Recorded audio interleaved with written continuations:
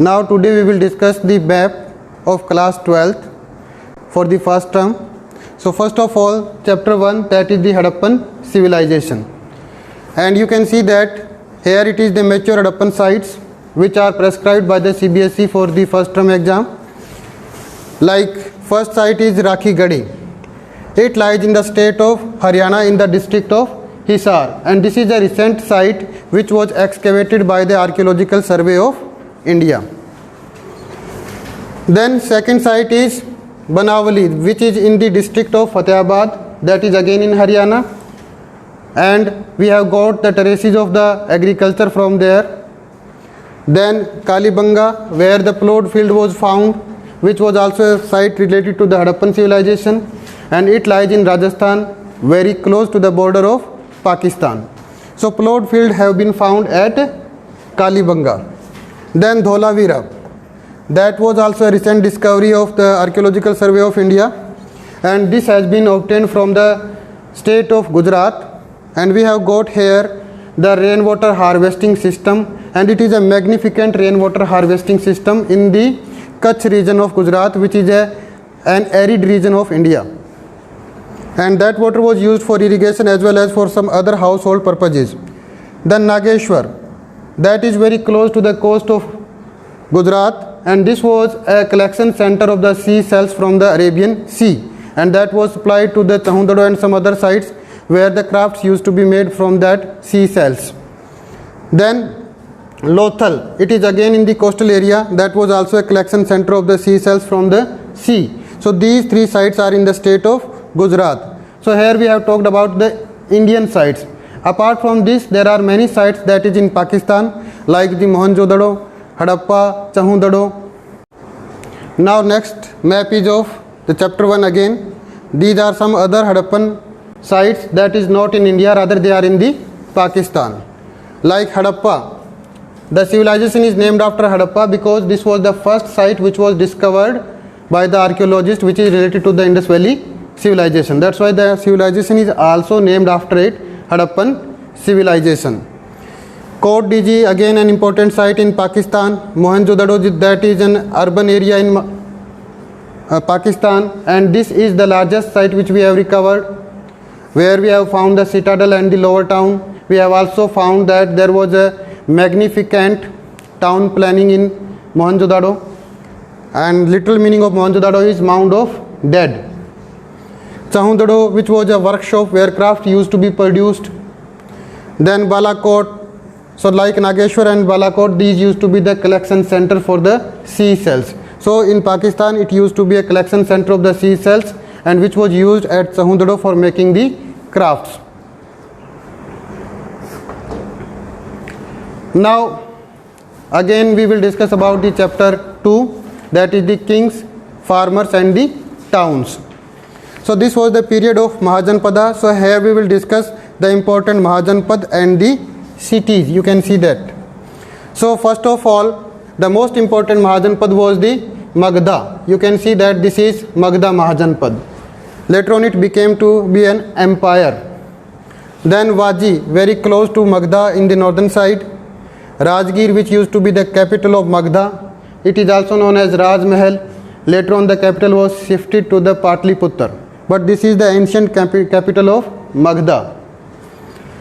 Then Varanasi was an important city, which was an important city for textile production also. Then Kaushal.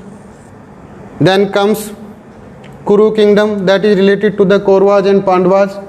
And Hastinapur was an important city which lies in the district very close to the Meerut in UP. Then Panchal, very close to the Hastinapur kingdom, there used to be Panchal, from where Draupadi used to belong, the wife of Pandavas. Then Gandhar, from where Skuni used to belong, that lies in Afghanistan. Right now it is known as the Kandahar. Then Takshila, that is in Pakistan, very close to the Peshawar. This was also an important Mahajanpada, and this place is also famous because the first university of the world was also established at Takshila. Then Avanti and Ujjaini. Ujjaini was an important center for culture, as well as it was a center which was lying on the route which was connecting the North India and the South India. So it was connecting the North India and South India through the trade route, and it was also a center for the culture. And Mahakaleshwar temple is also there in Ujjain. So this was also an important city of that time.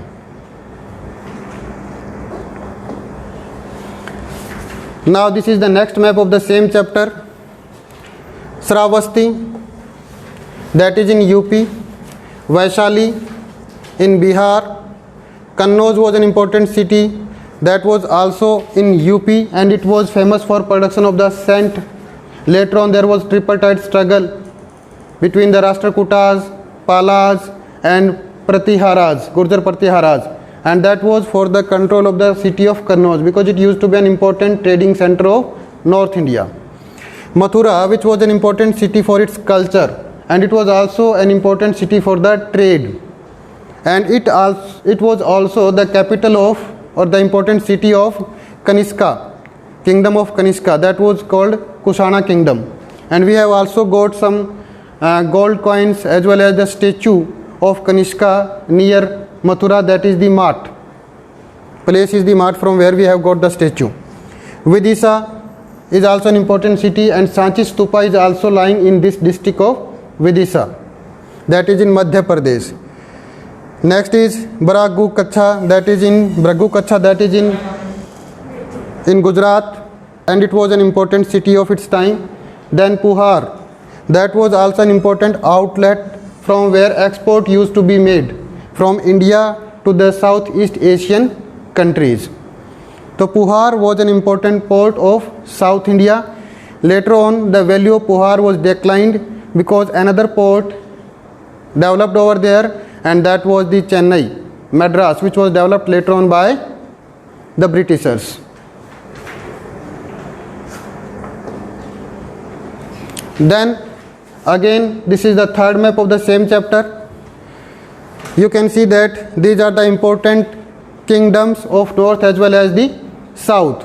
In northern India, after the Mauryan periods, in the post-Mauryan period, the important kingdom was of Guptas. They also belong to the Magad. Chandragupta II, which is also known as Chandragupta Vikramaditya, was the most important and powerful king of the Gupta dynasty. Apart from that, Prabhavati Gupta, she was the daughter of Chandragupta II. Samudragupta was also an important ruler of this dynasty. Kumar Gupta was also an important ruler of this dynasty. Sakand Gupta was also an important ruler of this dynasty. Then Kushanas, the important ruler of Kushana dynasty was Kanishka, and whose capital was the Purushpur, that is in Peshawar. Rightly it is called as Peshawar. Vakataka kingdom, where the daughter of Gupta ruler Chandragupta II was married. Prabhavati Gupta belongs to this region. Satvahan, which was an important dynasty, and these people used to be Brahmana by caste, and that was a powerful dynasty of South India. Gautami Putra Satkarni used to be the most important ruler of this dynasty. Shakas, they are considered to be the outsiders, and the most important ruler of this dynasty was Rudradaman, who also repaired the Sudarshan lake which is there in this region, and that was built by Mauryans but repaired by Rudradaman. Ripudaman was also another ruler which was very important in this region. In South India, the important kingdoms were of Cholas, Cheras and the Pandyas. Cheras used to be powerful in the region of Kerala. Pandyas and Cholas were powerful in the Tamil Nadu region, which were later on replaced by the Vijayanagara kingdom.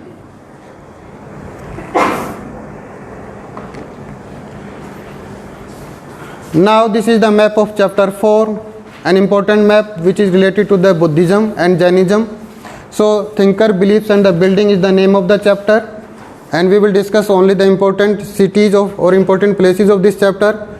So first of all, the first place is Lumbini, that is on the border of India and Nepal, and it lies in the Nepal. It is famous because Buddha was born in Lumbini. Gautam Buddha was born in Lumbini, and his father was the chief of Sakya clan. They used to rule from here. Kapilvastu was their capital, and he was born in a garden of Lumbini. So that was the birthplace. Shravasti is an important place because here we have got the site related to the Buddhism. Then Bodh Gaya, where Buddha got the enlightenment, that is in close to the Patna, that is in Bihar. And Kosambi, that is also a Buddhist site, it lies in UP near Banaras. Then Meerut, where we have got the Buddhist inscription. The inscription related to the Buddhism that was written by Ashoka. So that has also been found at Meerut, that is in UP. Topra, that is also a site related to the Buddhism. We have also got the inscriptions over there related to the Buddhism, that is in Haryana near Sonipat. Bharut, which is an important stupa of its time, it's a Buddhist stupa. Bharut, which is also in your syllabus. Sanchi, that we have discussed in chapter 4, that is the Sanchi stupa. It was built by Ashoka and it is also in a very good state till date. It was preserved by the Begums of Bhopal, Sultan Jahan Begum and Shah Jahan Begum.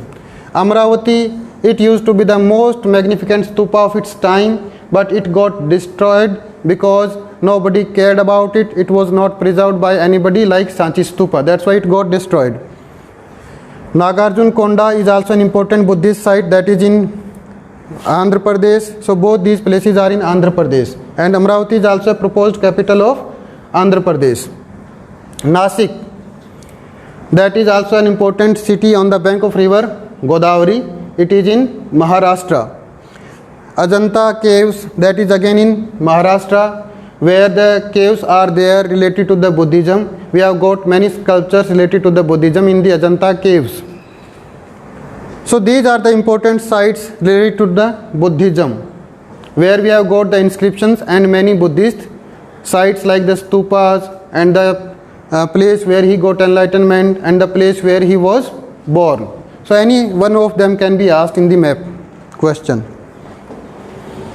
Then this is the last map of the first term, that is about the Vijayanagara kingdom, and it was the kingdom of South India. So we will discuss these cities. First of all, the most important city is Vijayanagara itself, which used to be the capital city of the Vijayanagara kingdom. It is also known as the city of victory. It lies in the eastern side of Karnataka. Then Bijapur, again an important city of Karnataka. Then Bijapur was also a sultanate. Bidar, that is again in Karnataka. Then Golconda, which was an important city of the South India, and it was an important mine city, because there was the mine of the diamond, Golconda. And Golconda was also a sultanate which was surrounding the Vijayanagara.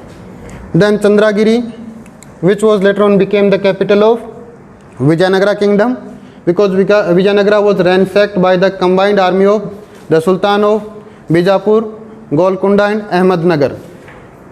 Then Kanchipuram, which is an important religious center of Tamil Nadu. Tanjavur, which is a temple town, and Brideshwar temple is there. The Gopuram to this temple was made by the Nayakas of the Vijayanagara kingdom.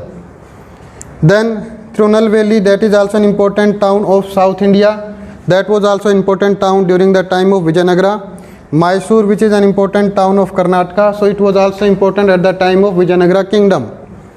Kolar, which was an important town because Kolar is famous for its gold mines. So it was a source of gold, so every ruler wanted to have a control of Kolar gold mines. But it was under the control of Vijayanagara, and which was also a reason for the prosperity of Vijayanagara kingdom.